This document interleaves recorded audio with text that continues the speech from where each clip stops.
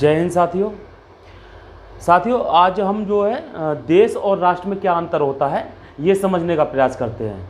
देखिए होता क्या है कि हम अमूमन देश और राष्ट्र को एक जैसा समझ लेते हैं, जबकि देश और राष्ट्र में एक बेसिक अंतर होता है। वो अंतर क्या होता है आज हम इस वीडियो के माध्यम से ये क्लियर करेंगे। ठीक है, तो अगर आपने हमारा चैनल सब्सक्राइब नहीं किया है तो हमारा चैनल सब्सक्राइब कर लें और साथ ही बेल आइकन को भी प्रेस कर दें और इस वीडियो को ज़्यादा से ज़्यादा शेयर करें, क्योंकि ये वीडियो आज आपको देश और राष्ट्र में क्या अंतर होता है ये बिल्कुल क्लियर करने वाली है। तो आइए चलिए शुरू करते हैं, देश और राष्ट्र में क्या अंतर होता है।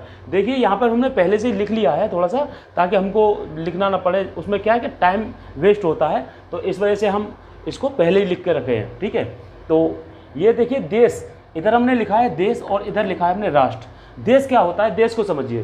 देश वो है कि देश में एक अपना सरकार होता है, देश में एक अपना सरकार होता है और उस देश का अपने एक इतिहास होता है, संस्कृति होती है और भाषा होती है। यहाँ पर हमने लिखा है सरकार, इतिहास, संस्कृति और भाषा। यही राष्ट्र क्या होता है, राष्ट्र के पास एक अपनी भूमि होती है, एक अपना क्षेत्र होता है और लोगों का समूह होता है। जो लोग एक जैसी संस्कृति को फॉलो करते हैं उनका एक समूह होता है और एक सरकार होती है। यहाँ पर आप लोगों को कुछ अंतर, बेसिक अंतर पता नहीं चलेगा, क्योंकि यहाँ पे वही चीज़ यहाँ पे है और वही चीज़ यहाँ पे है, लेकिन अभी आगे चलेंगे तो ये चीज़ें क्लियर होंगी। दूसरा पॉइंट है कि देश एक भौगोलिक इकाई है। देश एक क्या है, भौगोलिक इकाई है। जैसे कोई एक देश है तो ये इसकी एक सीमा होती है ना। हर राज्य, हर देश की अपनी एक सीमा होती है, एक भौगोलिक क्षेत्र होता है। तो ये क्या है, देश भौगोलिक इकाई है। जबकि राष्ट्र क्या है, राष्ट्र एक सांस्कृतिक इकाई है। राष्ट्र एक सांस्कृतिक इकाई है। और तीसरा अंतर देखिए, तीसरा अंतर है कि देश एक राजनीतिक अवधारणा है। राजनीतिक अवधारणा से मतलब है कि वहाँ पर एक अपना सिस्टम है कि MLA MP चुने जाते हैं, फिर एक सरकार बनती है। इस तरह ये एक राजनीतिक अवधारणा है।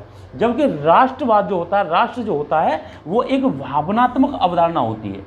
भावनात्मक अवधारणा से मतलब है, जैसे मान के चलो कि नेपाल में हिंदू धर्म है और हमारे इंडिया में हिंदू धर्म है, तो ये क्या है कि हम और वो एक दूसरे से कहीं ना कहीं एक लगाव रखते हैं। तो चाहे वो किसी भी माध्यम से हो, चाहे वो संस्कृति के माध्यम से हो, धर्म के माध्यम से हो, या कोई एक अपना, जैसे हम लोग हैं वैसे ही वो लोग हों, एक उनमें एक कॉमन चीज़ होती है कि जो उन्हें हमारा बनाती है और उनको हमको उनका बनाती है। तो ये एक भावनात्मक अवधारणा होती है। ठीक है, तो राष्ट्र के अंदर होते हैं ये चीज़।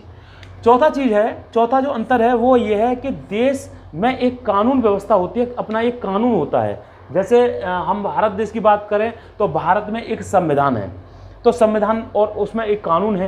तो ये देश जो होता है हमारा भारत देश, जैसे उसमें कानून फॉलो होगा, कानून सर्वोपरि होगा। ठीक है, लेकिन अगर यही चीज़ें राष्ट्र में हो, राष्ट्र में वहाँ पर ये संस्कृति, धर्म और परंपराएं ये हावी रहती हैं बजाय कानून के। ठीक है, बजाय कानून के ये धर्म, संस्कृति और परंपराएं ये हावी रहती हैं। ठीक है, अगला पॉइंट है कि भारतीयों के लिए एक देश और राष्ट्र दोनों हैं। भारत भारतीयों के लिए एक देश और राष्ट्र दोनों हैं, जबकि बाहरी देश जैसे चीन है, कनाडा है, अमेरिका है, ये हमारे लिए, भारतीयों के लिए एक देश है, राष्ट्र नहीं। राष्ट्र क्यों नहीं है, क्योंकि वहाँ की संस्कृति हमारे संस्कृति से मेल नहीं खाती, वहाँ के लोग हमारे यहाँ के लोगों से मेल नहीं खाते, वहाँ की भाषा हमारी भाषाओं से मेल नहीं खाती है। तो इस वजह से वो हमारे लिए एक राष्ट्र नहीं हो सकते, हमारे लिए वो देश होंगे। जबकि राष्ट्र में हमने क्या लिखा कि कनाडा, रूस, चीन भारतीयों के लिए राष्ट्र नहीं हो सकते।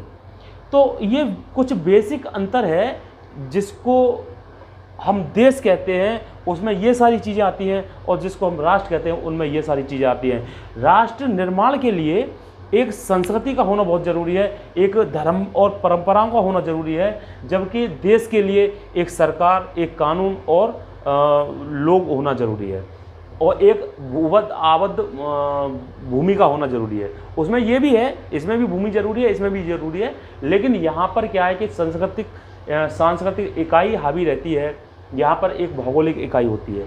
यहाँ पर एक राजनीतिक अवधारणा है, देश एक राजनीतिक अवधारणा है, जबकि राष्ट्र एक भावनात्मक अवधारणा है। देश में अपना एक कानून होता है, कानून सर्वोपरि होता है, जबकि राष्ट्र में राष्ट्र को मानने वाले लोग उसमें संस्कृति, धर्म और परंपराएं ज़्यादा सर्वोच्च मात्रा में होती हैं।